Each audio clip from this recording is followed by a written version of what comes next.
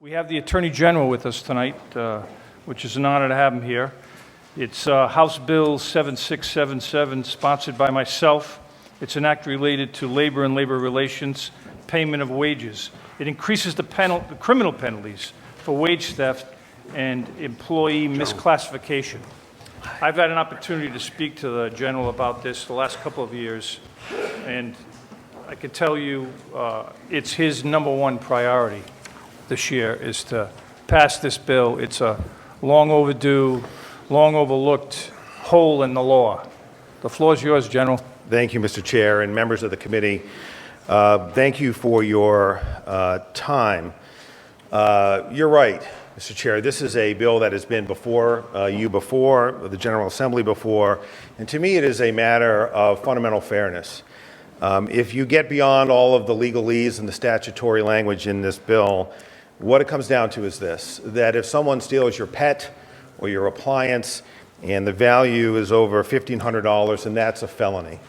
But if they steal your hard-earned wages, no matter how much it is, it's always a misdemeanor. And I don't know how we got to this place in the law, but it seems to me that it is now time to fix it. What this bill does is simply level the playing field for theft offenses. It sets the same monetary threshold as all other theft offenses under Rhode Island law, and that is, as I was asked last year, something of an arbitrary figure. Back when I was a young prosecutor, the threshold was $500. It's moved up to $1,500 now, but the bottom line is this, that if someone steals someone's wages, it ought to be a felony if it's over $1,500. Misclassification is the other portion of this change in the law, would be changed in the law, and that is when someone misclassifies an employee as an independent contractor, everybody loses. Obviously, the individual loses because they don't have the benefits that an employee has. The state loses because all of the taxes that would be paid as if they were an employee, which is what they really are. These are not individuals who have their own businesses or have their own equipment or drive their own vehicles. They are true employees. They're simply being misclassified as independent contractors. Everybody loses. And so this bill would fix that problem as well. You know, I want to point out two additional things that fly a little bit under the radar, but I think are points worth making.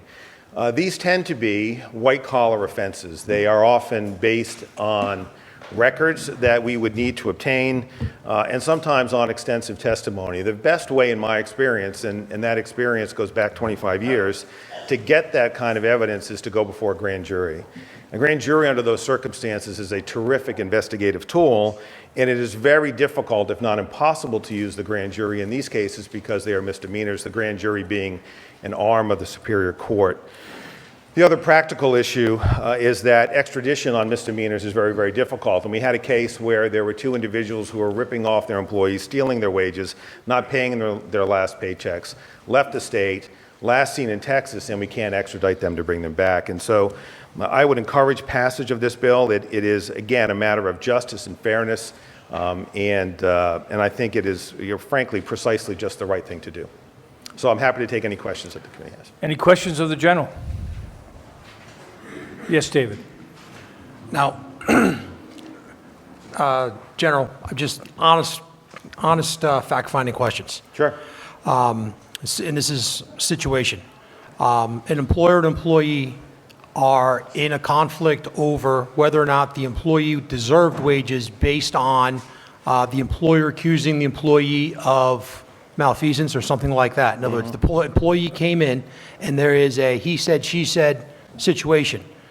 Okay, how is that going to be solved? How do we make sure that we don't have a situation where there's an employee who should have been or is being fired for legitimate reasons, but they're still filing a claim like this against the employer? So Yeah, it's a good question, Representative Place. And so the threshold question is, was the employee entitled to the wages? That's the threshold question that the law already puts in place. So even for it to be a misdemeanor, you must first establish that the employee was entitled to the wages. And so if you don't establish that, if there is this kind of dispute, which there may be merit on the side of the employer, and the employee is not entitled to the wages, then obviously there's no crime.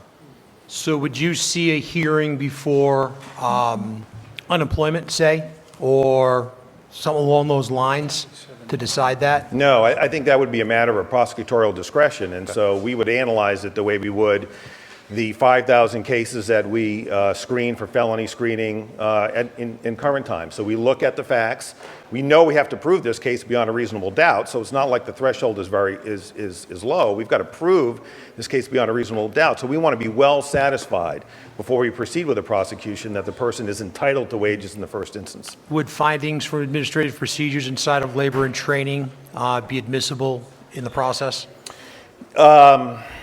They may or may not be. I know this, that we would have to prove as part of our criminal case that the employee was entitled to the wages. Ultimately, the fact finder would be the judge of the jury that's trying the case. Well, I guess my concern isn't necessarily about the finding of whether the person's guilty or not. It's the accusation and what could Yeah. follow therefrom from, say, a false accusation. Sure. If you've still got a situation where an employer and employer are going back and forth, and I'm not saying that you necessarily, your office currently would do something, but in terms of my primary concern is that would put undue pressure. If there is a legitimate conflict between an employee and an employer, you know, a accusation, a felony charge on the employer could definitely have an impact on the way in which that particular case plays out as well. So I guess that's Yeah, the okay. way I'm thinking about it. Yeah, look, I understand the concern, and prosecutorial discretion is something that, you know, frankly, the people of the state of Rhode Island and the General Assembly has entrusted to us now for hundreds of years.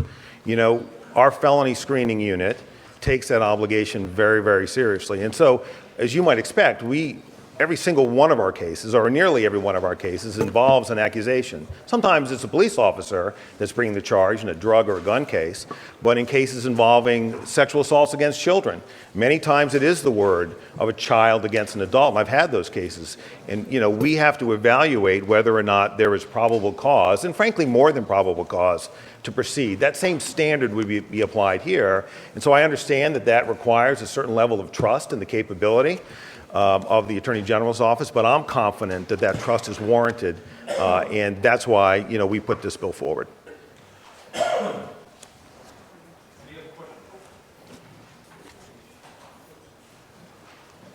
Representative Felix, you had a question. Oh, you're not? Okay, Representative Vella Wilkinson. Thank you, Mr. Chairman. Good afternoon, General. Good afternoon. My question has to do with what happens in the case of a bonus pay. If you have someone who's in a sales organization, whether it's banking or any other type of sales, where they're entitled to a specific bonus based on what they had done the previous quarter, and they decide that they're going to leave the organization, would the company still be required to pay the bonus if the bonus was earned while they were in employment, but when the company was ready to cut the check, that individual is no longer in the employ? So that really is, again, a question that goes to the underlying issue of whether or not they are, in fact, wages. So is the bonus considered to be wages? And if it is, it would be subject to this law. And then the next question is, had they actually earned that bonus? But in the scenario that you're giving to me, if we concluded that this was monies that the employee had earned and was entitled to, and the employer was withholding them wrongfully, then we would prosecute that case. What this bill does is change the penalty for doing so.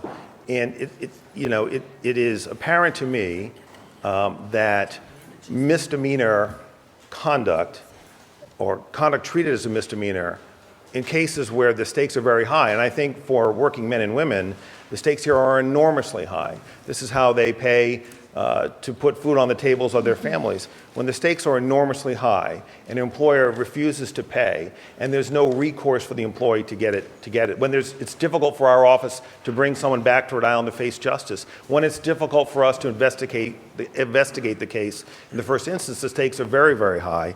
And so in those instances, because of that, in these instances, I believe it should be a felony.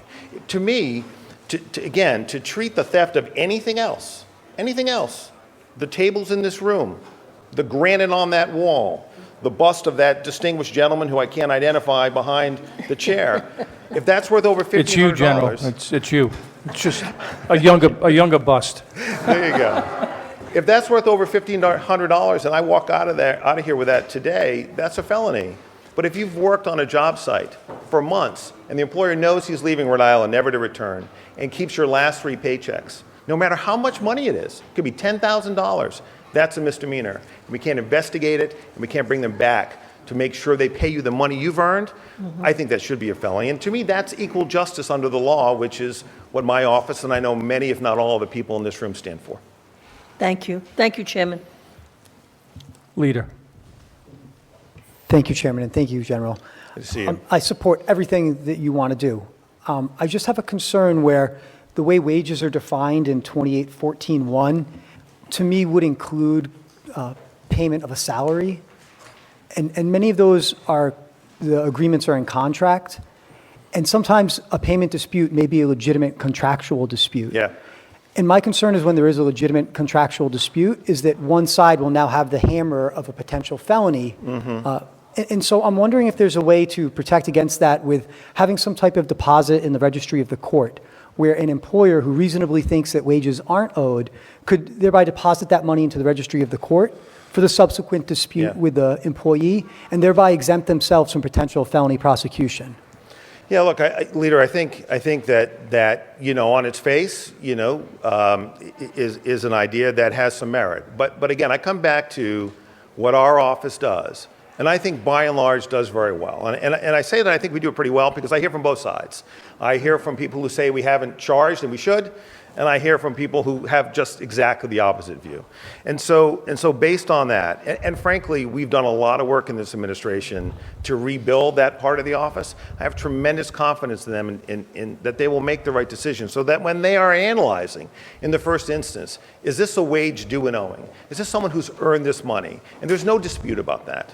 Okay, that's when we move forward with the prosecution. And what this really changes is the consequence. And look, I know that a felony is very different from a misdemeanor. I know that, I think, as well as anyone in the room. But again, when I'm looking at what we're talking about here, I ask myself, how is this different from any other theft crime? Why should the wages of working men and women in Rhode Island be treated any differently from anything else? And I can only come back to one place, which is it should be treated exactly the same way, subject to the same review by my office and subject to the same standards that we apply in everything else. I hope that answers your question. Thank you. Representative Felix. Thank you, Mr. Chairman. Thank you, General, for this important bill. I'm in full support of it. I just have one clarification. So we know in Rhode Island, and has happened in the past, where the Department of Labor has found violations for restaurants in Rhode Island. And we know, especially in the restaurant industry, there's a lot of folks who are undocumented who are working in those areas. With this bill, or I'm not sure what the process is for your office, what happens with someone like that who wants to come forward under this to file? Yeah.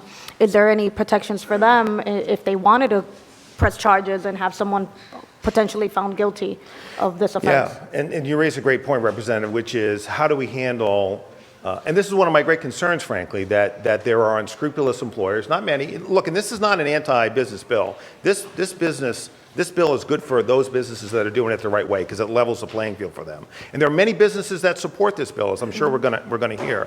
But your point is a good one, and it's something I've always been concerned about, that those who, for example, don't speak English, or those who are undocumented are preyed upon by unscrupulous employers because they know they won't come forward. And it has always been my view as a federal prosecutor and a state prosecutor that I'm focusing not on the immigration consequences. What I'm interested in is solving serious crime, whether it be this kind of crime or violent crime. And I know my law enforcement partners at Providence Police and the state police feel exactly the same way. And so, I'm not concerned at that point about whether or not someone is undocumented or not. What I'm concerned about is making sure that men and women are paid their wages. And I believe this. I also believe this, that if we bring a few well-placed prosecutions under this new law, if the General Assembly passes it and the governor signs it, that this problem will go away.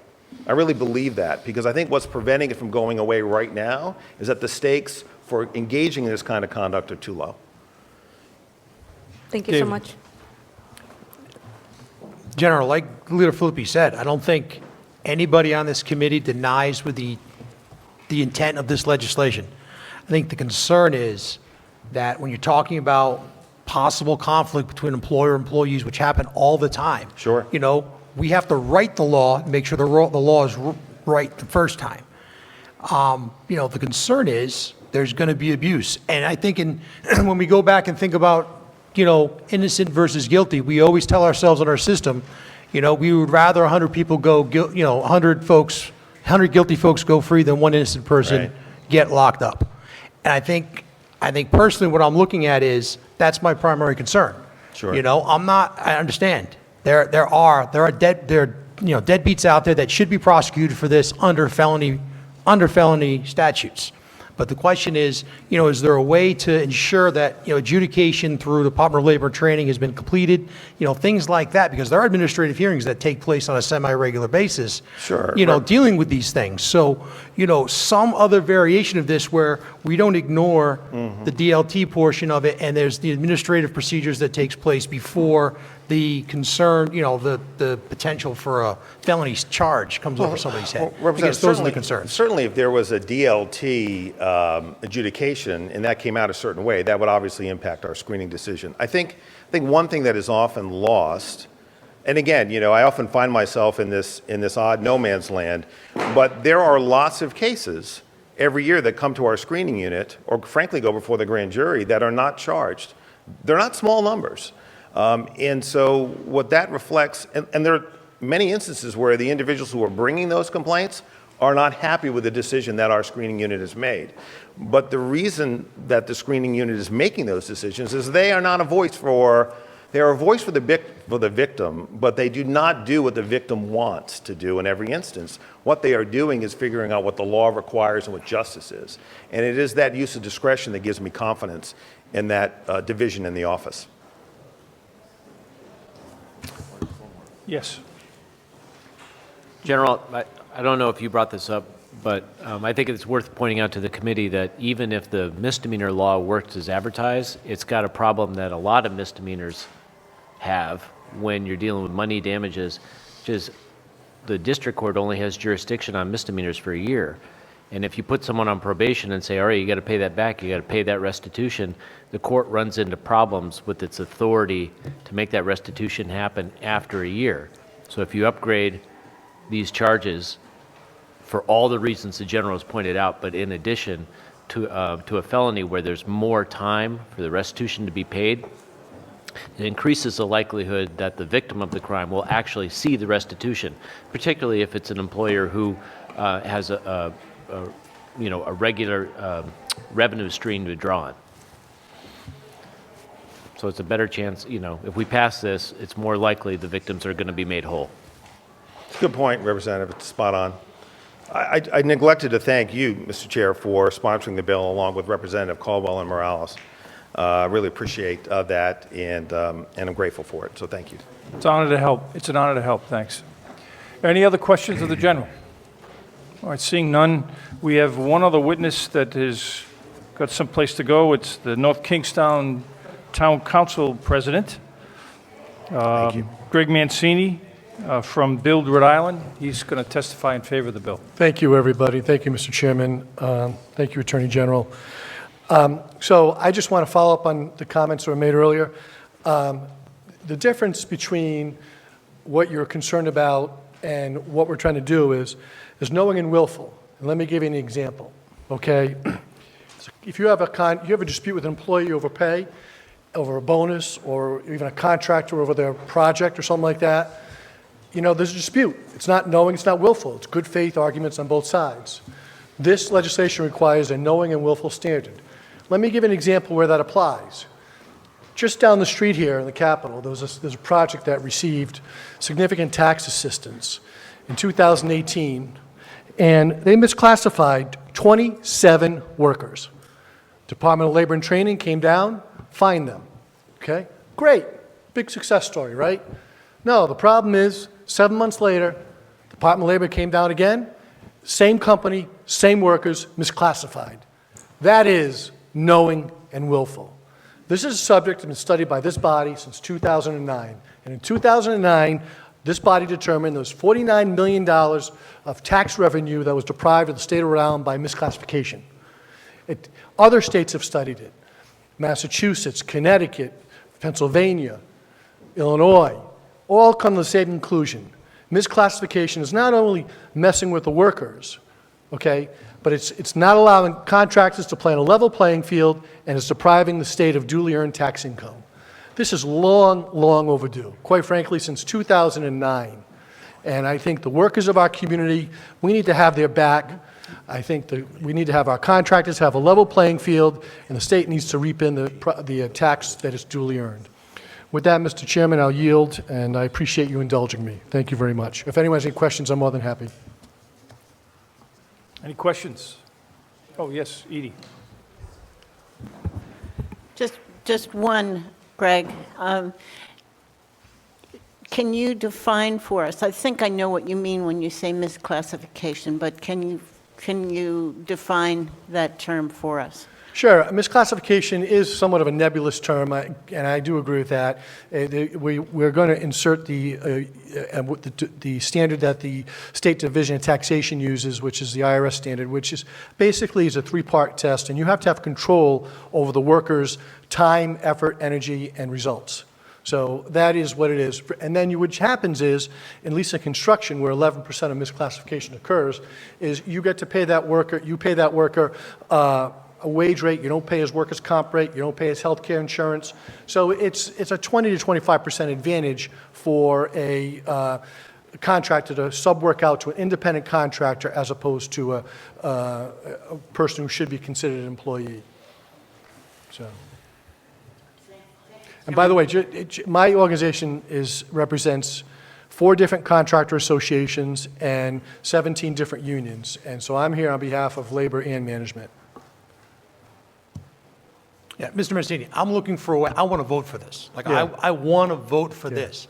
My concern, again, it continues to be, what if an employer goes into administrative proceeding with DLT and there's a settlement, all right? In other words, there's a settlement, meaning I settled with the employee, but it's for a lesser amount than what the employee originally claimed. And I'm asking, this is maybe a So legal again, opinion. it goes Would back to that the- be- But again, would that settlement, say there's still that $1,500 amount that's floating out there after that settlement, could that settlement be used in a court of law to prove knowingly? I don't think so. I think a settlement, if I'm that defendant, I would say I settled it because I disputed the case, and it was a cost-benefit analysis, and that's how most settlements are done. Knowing and willful you have to prove what they call mens res, and you have to prove subjective intent. So that is, if you're concerned about that, I would say to you this, that I don't think you need to be concerned about it because that's not intent in my eyes, and I don't think in any court's eyes, by the way. And again, like I said, I want to vote for this. My gut is to vote for this for all the reasons that have been presented here today. I just want to make sure that there isn't any situation where, again, as I said to the general, that 1 in 100 that, something's being abused. I don't want the system to be abused. I don't want that one employer, quite frankly, to wind up in, facing these charges. That's my primary concern. I used to be plaintiff's labor and employment law. I certainly understand that. I wouldn't be here otherwise if I felt differently. I can tell you that to me, if you look at it this way, Representative, this is no different than a situation where you have a contract, right? And you don't pay a contractor because you think he's got negligent work, all right? And it's a $1,500 or $2,000 difference. The Attorney General is not going to indict you for that because if he does, he's still got to prove that you intended to defraud the contractor of the $2,000. It's a very high threshold, But if you are a contractor down working in Providence and you did this to 27 people and you do it again, I think he's going to win that case. I think in your case, I think he's not going to win because there's no intent. And I just look at it, whether it's an employment context or just a regular contracting context outside of employment, to me, it's the same situation. So I don't know if that makes you feel any better. I definitely answers all my questions. I mean, don't get me wrong. I'm always going to continue my research. If this bill comes back up for consideration, I'll have. We're here around to answer your questions. Appreciate it. so. Thank you. All right. Any other questions for Greg? All right, go solve the budget problems in North Kingstown. So, Mr. Chairman, members of the committee, George Nee was gracefully enough to let me jump in front of him, even though we adhere to seniority. I'm here to support Bill 7677, making wage theft a felony. I commend the governor, the treasurer, the attorney general for giving this bill the emphasis that it finally needs. I've been in the construction industry for 36 years and have seen in my day rampant misclassification, wage theft, exploitation of workers, and I know that it's prevalent not only in construction but in all industries as well. I've heard some of the testimony here tonight, and just want to caution the committee here again that it's knowingly and willfully. And some of the arguments that I heard of the discretion or how we would interpret knowing or willfully making wage theft a felony is the same trust you have in the system currently, given any infraction. The same diligence that needs to happen to assess, compile evidence, look at the facts to determine if it's knowing and willfully wage theft, and however that wage theft is occurring, and would finally give us the tools necessary to stop wage theft. I submitted electronically some testimony tonight, as well as another assessment that we've done. You heard about the misclassification study that was done back in 2007, 2009. Well, we've just authored another one. And to sit there and look at those numbers, it should be a concern of not only the legislature, but all of Rhode Islanders, that this still happens in the 21st century. And the reason why it happens is because of the lack of a deterrent. The lack of a deterrent to make it a felony. If I rob you with a stick, if I rob you with a gun, if I rob you with a bat, if I just rob you with the threat of physical violence, then that's a felony. But if I rob you with this, a pen, it is not, which makes absolutely no sense. And there is big, big money in wage theft, especially in construction. It is extremely, extremely lucrative to do wage theft in the construction industry and other industries as well. And a lot of it occurs with out-of-state companies that come to Rhode Island.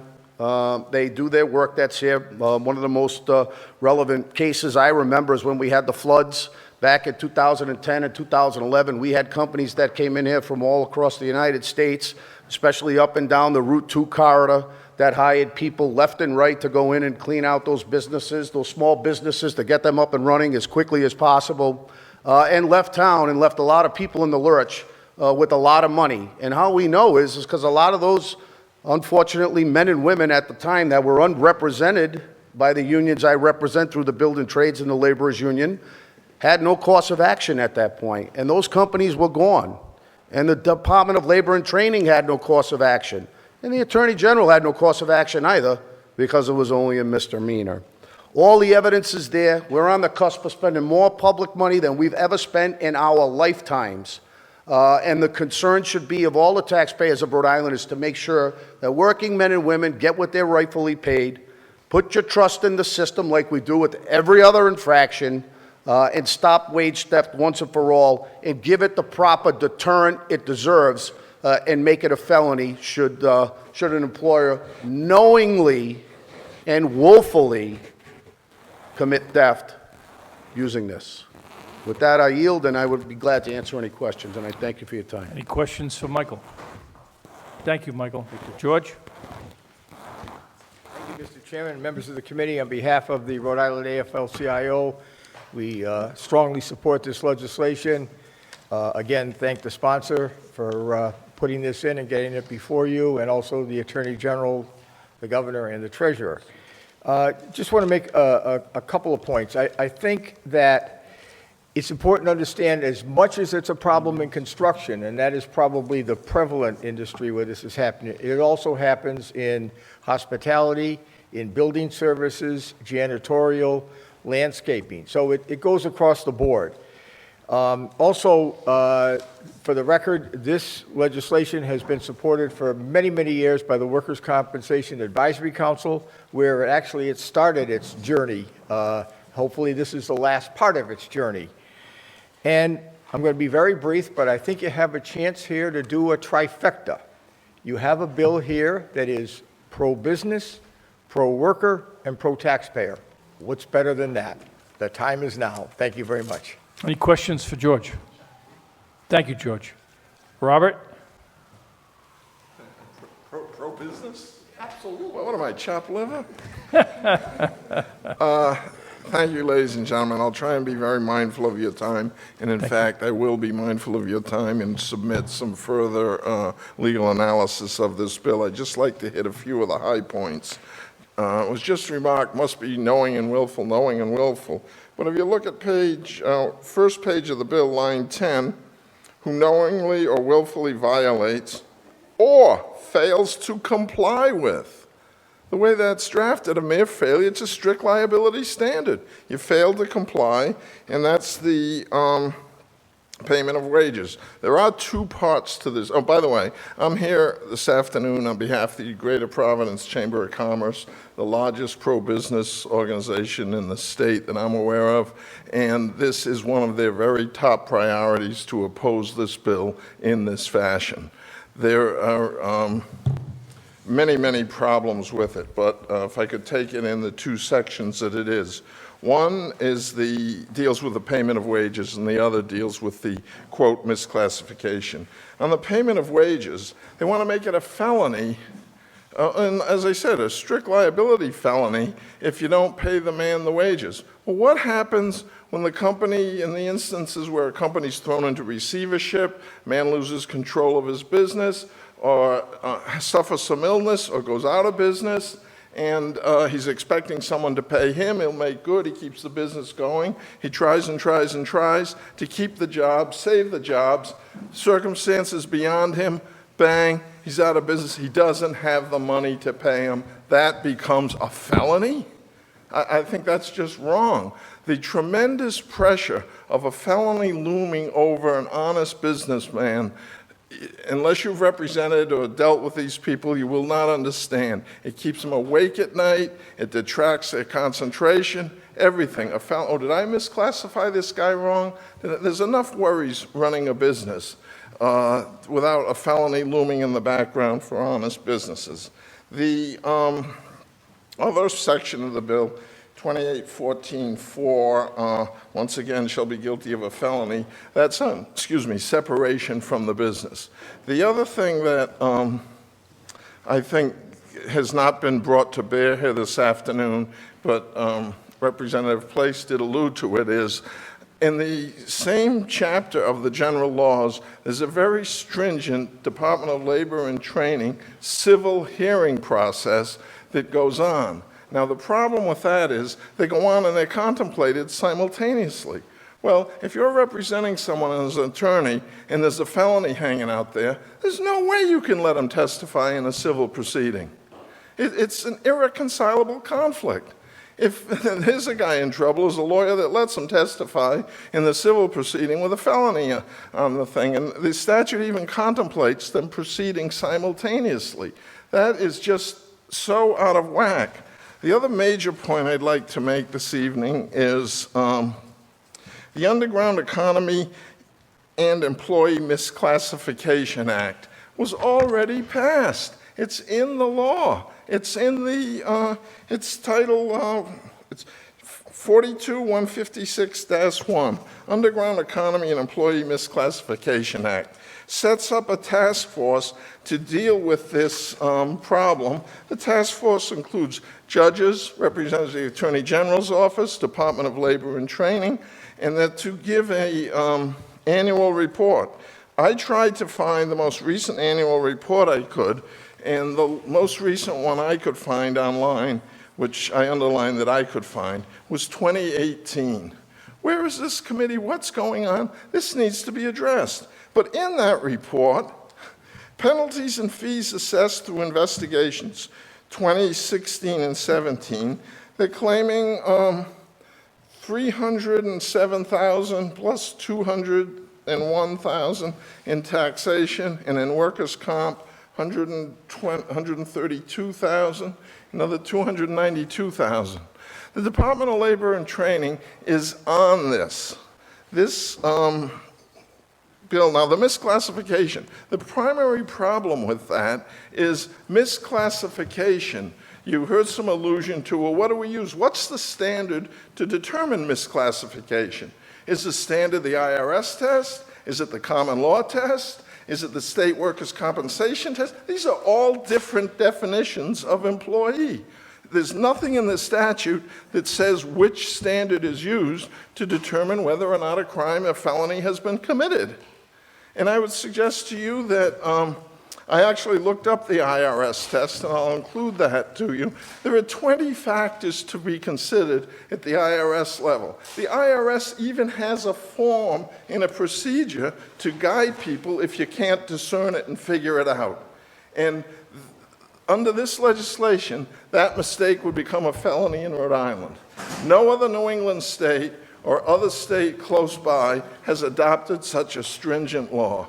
By the way, once Labor and Training goes through its hearing process and does a finding, they're directed to pass that finding over to the Contractors Registration Board. If that process is followed, that contractor we heard about down the street would be out of business. It's ironically enforcement of the law we have as opposed to the nuclear bomb of a felony. If someone's even charged with a felony, there goes everything. Professional licenses, and in the Chamber of Commerce, we have the largest employers and the smallest employers. And believe me, up and down the whole scale, they're concerned about this bill. You'd be amazed at how many of the larger employers, in busy seasons or other circumstances, have to hire quick help to solve a problem. And are they going to be charged with a felony? You take a heavily regulated financial institution or banking institution or something like that, and it's, quote, the employer that bears the charge here. Just being charged with that felony is way beyond the scope. I would suggest to you respectfully, ladies and gentlemen, that this measure is not ripe for passage in this form. I'll tell you that organized labor, I invited the chamber to meet with them. We did meet together, and it was a very cordial meeting, but nothing was resolved. At organized labor's suggestion, the chamber contacted the Attorney General's office. I myself met with two very able attorneys from that office, and nothing was resolved. But in this form, this onerous thing with no demarcation of where's the line that the employer can walk up to without crossing, misclassification. Come on, it's not that. And this text, this terminology spin of theft, it's theft. I didn't see it in any of the theft statutes. Theft is something different. It's very particular. It's catchy to say this is theft, but it is not theft. It's another violation, probably criminal if there's intent to defraud somebody, but I would suggest that it's not common law theft on any stretch of imagination. With that, being respectfully at time, I take any questions and we'll submit some written testimony. I'd appreciate that. You can get it to Roberta if you wouldn't mind. Thanks. Certainly. Mr. Chairman. Yes. Thanks, Bob, for your testimony. I appreciate it. And I do appreciate the concern of the employers because the employment laws are very complex. But I just want to take issue with one thing you said before, maybe two, because I appreciate your advocating for your client. I don't think it's not strict liability because there is a standard of knowing and willful around the violations, right? So, I mean, it's not strict liability as in we all learned in law school, those of us who went there. It that is not civil strict that liability. the stop I sign, didn't mean to right? so Yeah, imply. yeah, right. Like a stop sign is strict But liability. the willful and knowingly is dropped or violates. And of course, the mens rea and all the other criminal Right. aspects have to go into that violation. But it's a long shot from the knowingly and willfully protection that they're trying to say is in the statute. So knowingly is, in my opinion, knowingly is one of the highest mens rea criminal standards that's out there. It might be the highest. So for what it's worth, I think that the standard of conduct outlined in the bill would protect a lot of the otherwise innocent owners that you're talking about. And that was really my point. I mean, I think that I really do get what you're saying about the complexity of employment law, and I can easily see how, well, let's put it this way. I'm a small business person myself. I I never hired anyone myself because I just don't want to deal with the bulk of employment law that's out there. So that's how I avoid the problem. So I get what you're saying, but I do think that the standard goes a long way towards protecting somebody who makes a mistake, for what it's worth. Just for purposes of demonstration, this is the IRS suggestions on how to handle classification, which I was the first to say is beyond me, which doesn't mean much, I'm sure. Any other questions of Mr. Goldberg? Thank you, Robert. Thank you. Okay, I'd like to call the last 5 witnesses that have signed up to testify to see, make sure they're here.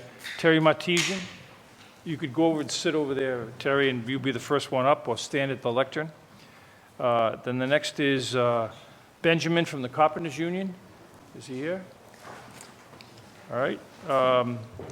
Alvin Reyes from IBW 99? No? Okay. Jennifer Wood from the Rhode Island Association for Justice, and Raul Figueroa. So we only have 2. All right. Jennifer's 2, and 1. And then we'll go back to the last bill that we started. Yeah. Okay, Terry Martesian, welcome. Good afternoon. It's nice to be here. Yeah. Anyway, my name is Terrence Martesian, and I'm here on behalf of the Northern Rhode Island Chamber of Commerce, which you probably most know, represents businesses in the communities of Burrillville, Central Falls, Cumberland, Foster, Gloucester, Johnston, Lincoln, North Providence, North Smithfield, Pawtucket, Situate, Smithfield, and Woonsocket. I also signed up for a few others, but my testimony is going to be based on the testimony for the chamber. I signed up ABC, Associated Builders and Contractors of Rhode Island, and I submitted written testimony was submitted. The Rhode Island Lumber and Building Material Dealers Association, and the Energy Marketeers Association of Rhode Island. They're all opposed to this particular bill as drafted. And before I give my statement, I just want to put some things in perspective. There is another bill before the General Assembly, and I'm remiss, I have the number for the Senate bill, and I forgot to write down the number for the House bill. It redefines employee, and it would be applicable to chapters 28-12, minimum wage, 28-29, workers' compensation, 28-39, TDI, and 28-42, employment security. And in that legislation, the burden would be on the hiring entity to prove that there was an independent contract or independent contractor relationship between the parties. And that's before you also. And that's a little scary because it's a 3-pronged test you have to meet. I'm not going to go in, but just want you to be aware. This in and of itself is one issue, but that's another powerful issue. We have to understand that, we pride ourselves on being a small employer state, small business state. Well, I'll be honest with you. I don't think most small businessmen and women really know all about the employment laws, the labor laws, and we can go on and on and on. But I do want to say, for a fact, that virtually all of them, the large majority, are good, honest, hardworking individuals, and they give a lot back to the community, and we need them. You take the bill before you, and you take this bill, and it becomes a little scary situation.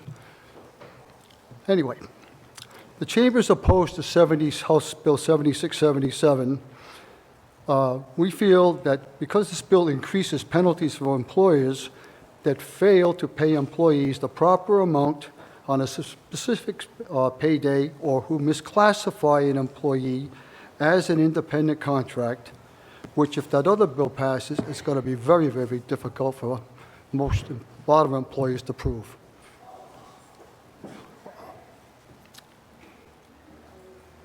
Independent contractor, I mean, I try and get a definition of that, and it's all over the place. If the non-payment of wages is $1,500 or less, the violation would remain a misdemeanor, punishable by a fine of $400 for each offense or imprisonment of up to a year, which is consistent with the current law. If the non-payment is $1,500 or more, the violation would be a penalty. The violation would also be a penalty, be a felony, if the offense is a second or subsequent offense, or if the employer is guilty of knowing or willful violation. And the penalties under H 7677 change as follows. If the value of the wages owed is between $1,500 and $5,000, the penalty is up to 3 years imprisonment or a fine of twice the value of the wages or both. If the value is between $5,000 and $10,000, the penalty is up to 6 years in prison and a fine of twice the wages or both. And if the value is over $10,000, the penalty is up to 10 years in prison and a fine of twice the wages or both. Bill also creates a felony penalty for employers that knowingly or willfully misclassify an employee as an independent contractor. I have already mentioned that. The first knowing or willful violation brings the penalty of up to 3 years in prison or a fine of up to 2 times the value of the wages or $10,000, whichever is greater, or both. The second known or willful offense carries the penalty of 5 years in prison or a fine of up to 3 times the value of the wages or $20,000, whichever is greater, or both. Black's Law Dictionary defines felony as a serious crime punishable by imprisonment. And I'm not justifying employers who scam and also workers. I'm not here to justify that at all. But the examples that they use in that well-respected dictionary include murder, rape, arson, and burglary. Now, this bill adds failure to pay an employee $1,499 on the proper payday or to consider an individual an independent contractor voluntarily and intentional but not necessarily malicious. Black's Law definition of willful. It's not there. A business owner and worker could both agree that they wish to have a business relationship of client/independent contractor. If the state does an audit and declares the contractor an employee, the client and business owner ends up in prison could end up in prison for up to 3 years and be liable for a fine of up to $10,000. This situation becomes really precarious right now because of the emerging new business ideas, much of which is related to COVID. Years ago, when the computer technology field was in its infancy, many individuals were independent contractors. They still are today. Many people are refusing to go back to work in the traditional model as they have become accustomed to working from home. In the traditional model, as they have become accustomed to working from home or enjoying a more flexible work schedule. It is easy to envision a labor market with more individuals choosing to operate as independent contractors and businesses forced to embrace the new dynamic to fulfill needed tasks within the company. The arrangement is not based on undue influence of the business, but based on the individual's desire for independence and the willingness of the employer to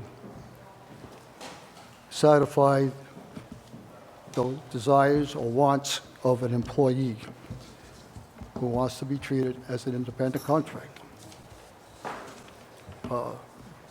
Chamber is urging you not to pass this bill. This couldn't be a worse time to pass a bill. Every day you read the paper, you can't, employers cannot get employees to work. They're not there. Many places, and I've gone into places where not open every day, they've cut their hours, and so on. So we're urging you not to pass this bill at this time. Okay, thank you. Especially as drafted. Oops, I thought you were done. Thank you, Mr. Martesian. Are there any questions of I this have witness? one more Oh, paragraph. okay. I'll be honest. Let's see how the work environment settles out. If you're going to pass something, the misclassification should only be a felony upon subsequent knowing and willful violations. And we're It not- does say knowingly and willful violations in the statute, in the proposed legislation. And should provide language that allows an individual, like such as me, to contract around the classification if that person so chooses. And I'll forget the rest of it. Thank you, Mr. Thank you. Martesian. Any questions of this witness? Seeing none, next is Jen Fernwood. Welcome, Jen. Thank you. Good evening. Thank you to the chair, Deputy Chair, and Vice members Chair of the committee. McEntee. My name is Jennifer Wood. I'm the director of the Rhode Island Center for Justice, and I'm here to testify in support of 7677 relating to wage theft. And I'm here to talk about the stealing of wages. I'm not here to talk about mistake or inadvertence. And frankly, I'm quite surprised that the Chambers of Commerce would not support this legislation, because the people who are harmed when wages are stolen fall into two categories. In the first instance, it's the worker whose labor has been stolen and wages have been stolen by their employer, refusing to pay consistent with the law.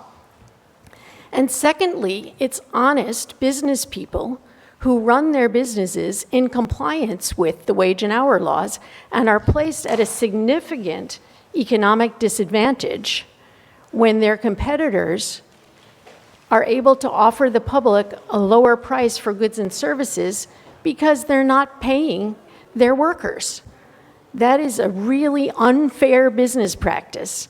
And how can honest business people be expected to compete in the marketplace if other business owners are simply intentionally refusing to pay the workforce? I mean, that would be great. I could run our Justice Center, pay half the workers, have the other half come in, do all the work they need to do, and actually never get paid. And obviously, my overhead expenses would be significantly reduced. So I think it's really disingenuous to talk about these cases in terms of mistake and inadvertence. The standard in the bill is knowing or willfully violates. And that phrase clearly modifies both the violation and the failure to comply. And if there's ambiguity about that in the drafting, it's a simple matter to insert the phrase knowingly or willfully directly again and repetitively in front of the phrase failure to comply, such that it would read knowingly or willfully violates or knowingly or willfully fails to comply with these laws. And I want to talk a little bit, I want to mention, first of all, that we actually represent workers who have been robbed by their employers. We do that in partnership with Fuerza Laboral. Raul Figueroa was signed up to testify this evening but wasn't able to be here and wants to be on the record in support of this bill as well. When we represent people who come to us through Fuerza and tell us that they have been robbed at work, we engage in a complete analysis of whether or not they were an employee, how many hours they worked, what they were paid. And the stories of the workers who we've represented are not stories of mistake and inadvertence by honest business people. These are people for whom it is their business model to rob from their employees, and then to do it serially. And this is what I mean by that. I'm thinking of an elderly woman who we represented, who had worked for over 5 years for a single employer, who scheduled her to work every week, significantly in excess of 40 hours a week, until this employer owed her over $70,000 in back wages. And when she began to realize that she had not been paid in compliance with the law, she spoke no English, so it took her 5 years to figure that out. And when she came and got help with that, we got a federal court judgment based on evidence that she had been robbed, not by accident, but very much on purpose, and that it was the business model of her employer to simply pay standard wages regardless of the numbers of hours that were scheduled, and to schedule this woman to work 50 and 60 hours every week. She, however, has not been able to recover for her lost wages because when the employer became aware that he was the subject of a civil investigation, he simply closed the business and disappeared, and is free to go and do this again in another jurisdiction over and over again. Without the accountability of the ability to bring a felony prosecution, that judgment is and will continue to be unenforced. I spoke today, this afternoon, before coming over here, I interviewed a group of workers who are working for a cleaning company, and they've been working for a couple of years, and it's the policy of the company to maintain 2 sets of books. I think when I say the word 2 sets of books, people know that this is not really mistake or inadvertence. What happens is the workers are instructed to come in, to punch the time clock, to work a 10 or 12-hour shift, and then at the end of the week, all the cards are added up. 40 hours are put into a computer for the payroll system, and a paycheck is generated for the first 40 hours of work. A week or so later, the employee will receive a handwritten check for the remainder of the maybe additional 20 hours that they worked, still at straight time, no time and a half. When you're actually cutting 2 checks, that seems rather knowing and intentional. And it's that kind of conduct that this bill would address. When we approach employers, and I want to stipulate, the vast majority of employers are honest business people doing their job. If they're unsophisticated and are not familiar with the wage and hour laws, if they don't really understand who's an employee and who's a contractor, then when we reach out and say, your employee has come to us and tells us that you've failed to pay their wages consistent with the law over the last several years, they pay. If they truly have engaged in a mistake and we file with DLT or another agency and the agency approaches the employer, in the vast majority of those cases, the employer is chagrined, realizes their error, and pays the wages. They are not going to be prosecuted for felony wage theft because they've corrected their mistake. Only employers who make this part of their business model and who are serial offenders, who engage in this conduct, and then as soon as they're caught, close the business, move to another jurisdiction, or open under another LLC, those are the employers that this bill will address. And we strongly urge your support for this legislation. Thank you, Jennifer. Any questions for this witness? Thank you very much for your testimony. And that concludes testimony on House Bill 7677.